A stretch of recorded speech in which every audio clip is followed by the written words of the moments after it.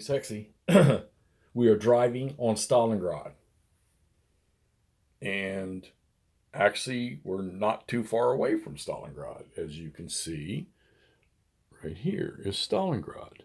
And right here are some armor units. But as soon as this next turn starts, we'll have to throw some air power out there at them. If I think these guys here can reach and resupply those guys because they're going to go out of supply instantaneously. Man, what an interesting game. What interesting rules to this game. I know there's some out there, but there's not, I can't name them off the top of my head. I can't even name one that I can think of. But zones of controls are locked in here. So if you're in a zone of control, you're staying in it unless combat drives you out of it or combat advances you out of it. So that's probably one of the keys to, well, it's a key to the Soviets delaying German forward movement, and it's a key to Germans keeping Soviets locked down as the rest of the line moves forward. So it helps in your breakouts and getting stuff surrounded. All right, so there's one rule. The other rule is supply.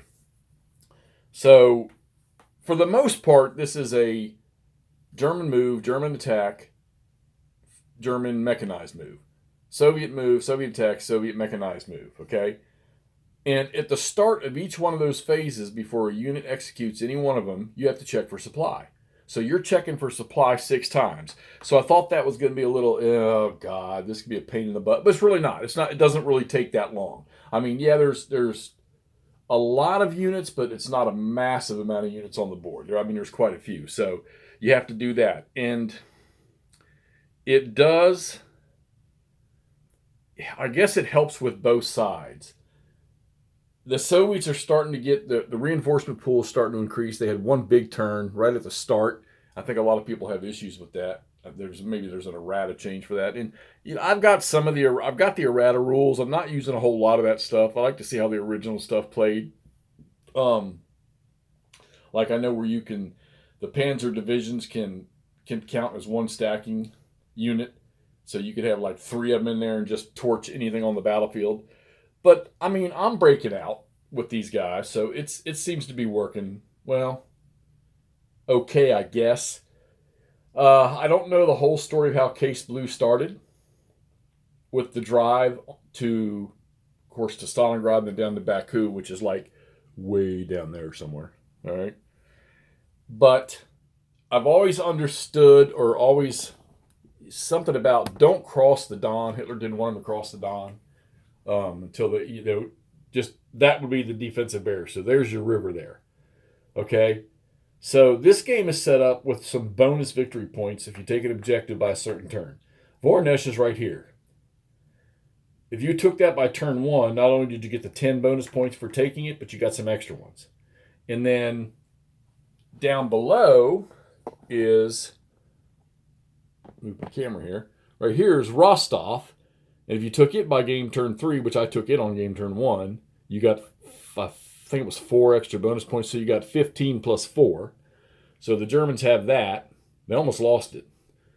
And then Milarova, I don't remember what that was, but it took a couple turns for the Germans to take that. And then on game turn 4, if you took Kalash right here on the Don, you got extra bonus points for that one. I never got, that's where I got. This is turn 5. I'm going to start turn 6, and this is where they got. So that didn't happen. And, hold on, make an adjustment here. So that didn't happen. I think the only thing in this thing that I'm struggling with is it's air power. It's not how to use the air power. I understand the mechanics of how you use it in attacks or use it for interdiction. I got that. It's the amount of aircraft. So the German, they have 2 air units, and then you've got these airplane markers that you use to mark your attacks. But they've only got 2 air units, and even by the rules where they get to use their air fields or their air units twice, there's like 12 counters or 8 counters or 10 counters of those airplanes, but there's only 2 air units, which would mean to me you would only use 4 air units. So I don't even know if I've got that one right. The Soviets are a little easier. They have 3 air units, but they've also got like a dozen air counters. I don't know. Maybe they made extra ones in the event that you lose some or something. I'm not sure. Or if somebody can clean up those rules for me about the number of airplanes, so to speak, that come off of these air units. I understand how they flip, but it's the count. I don't get that because they've applied so many airplanes to the game.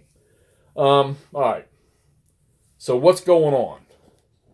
Well, we haven't really made a move yet to cross into the south. All right. And there's a bunch of objectives down this way. We have attacked across. We are across the river here. Okay. And I've got a Panzer division sitting there, which you got to be cautious, boy.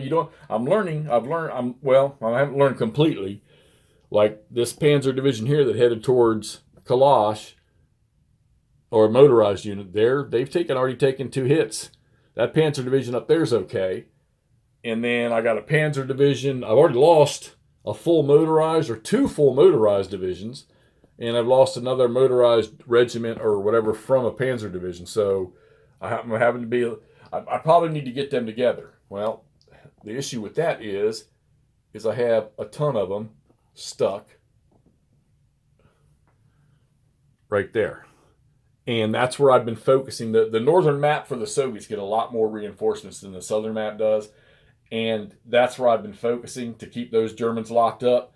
I don't know how long it's going to last because they finally cleared up all of this in here. So these units are going to be pressing forward here shortly. But there's no armor in there. It's just infantry.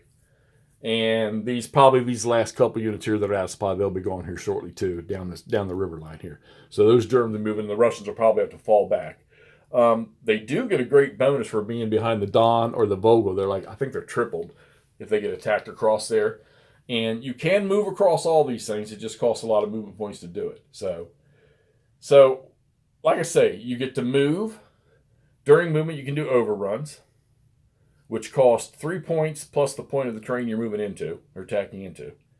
Then you get to do regular combat. Then you get to do movement again. And then it flips to the other side. If you lose an overrun as the defender and you still have steps left, you suffer a disruption, which means you can't do nothing on your next turn because disruptions don't get removed until after your turn, at the end of your turn. And then I kind of like the concept of the rail lines here for supply. So I had to think about this. I was like, well, that's terrible that the Germans could only fix 2, because the gauges of the railroads when they crossed into these front where the Germans had to rebuild or modify the gauge. So I thought at first it says they can do 2 hexes a turn. I'm like, well, that's silly. They're never going to get their supply up. But I had to think about that when it's not. And y'all, if somebody wants to correct me, that's fine too.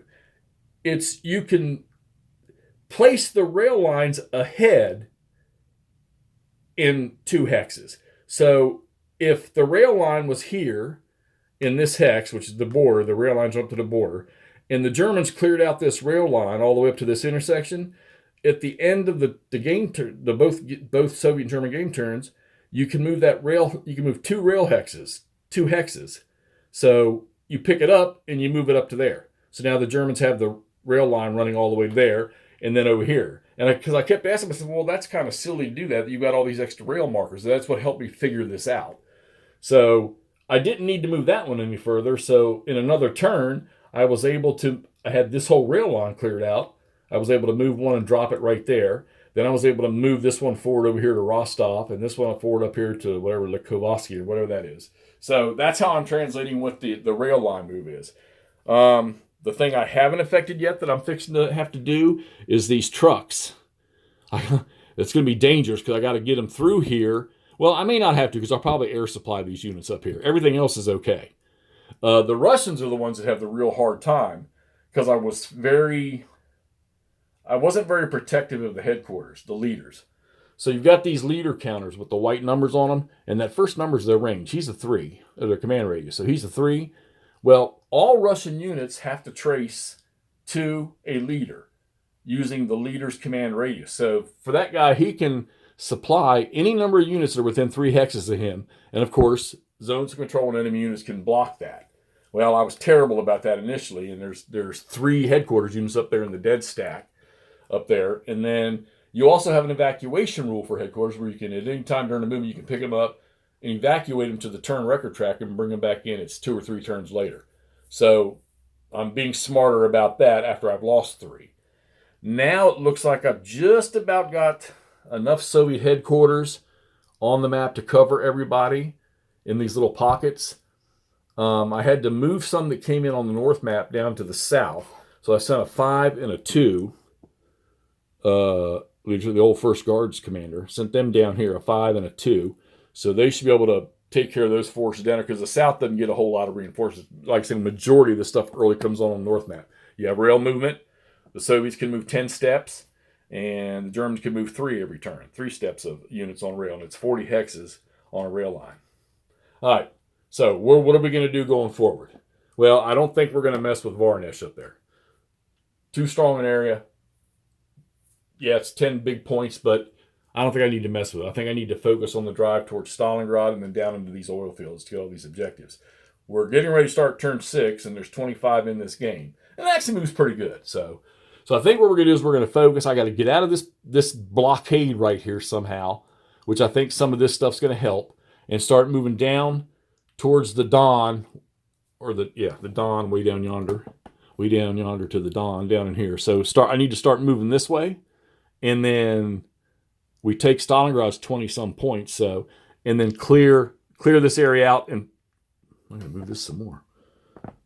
Clear this area out, pretty much, I guess, like the German plan was initially, and then all this stuff to the south. And as you can see down here, there's a lot of land down here, and there's a lot of victory locations down here.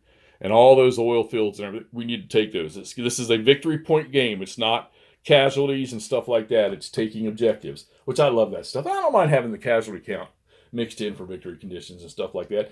And I like the bonus victory points for attaining an objective by a certain amount of turns, okay?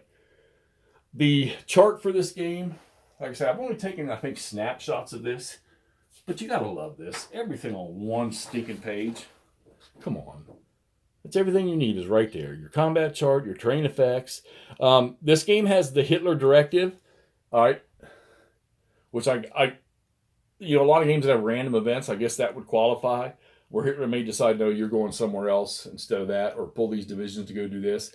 I'm not using that. We cut the phone lines to the Fuhrer bunker, and we're fighting this one on our own without his directives. We have our victory locations and our objectives, and that's what we're going after. We'll call him when we get done.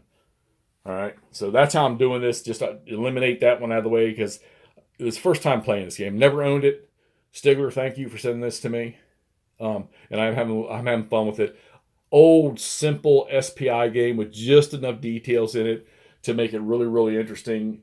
And I know a lot of people that have seen this post have been a lot of comments on this. It's funny how you post up an old game that you never see anything on that anybody's covered, and all of a sudden, boom, everybody comes out of the woodwork, and you start to find out how fond people were of these old things. So, and I got a couple other ones that are similar to this. I think I had Moscow 41, I had Barbarossa.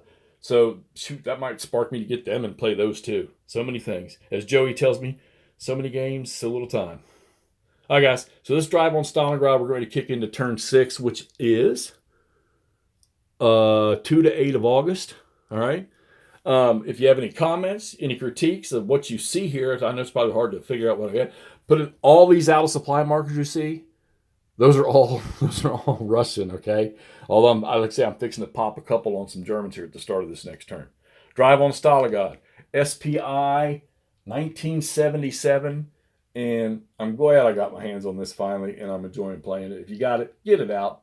If you've played it, tell me what your outcome was. Tell me what you may have done if you were successful as the Germans. Tell me what you may have done if you were successful as the Russians. Let me know how it turned out for you, and let's get to playing some more. All right, let's get this up. Talk to y'all soon.